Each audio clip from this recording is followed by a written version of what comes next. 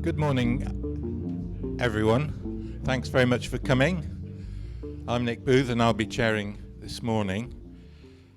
So welcome to this MCBK workshop. I'm not going to really say very much at all, but please note the sponsors of the event. We will be filming speakers during this event, but not members of the audience. So I hope that's okay by everybody. So the conference conveners are Jeremy Wyatt and Philip Scott, and we have them to thank. They've been working closely with Chuck Friedman in the United States, who introduced this concept of MCBK, and we've got a really excellent program this morning. The time scheduling is very tight, so I'm not going to hang about.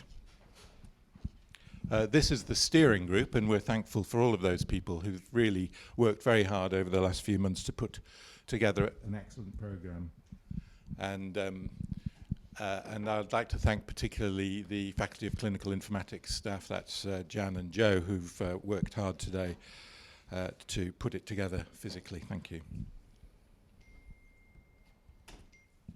And so we have got workshop this morning, and I'm just going to project that slide so that people can see what the aims of the meeting are.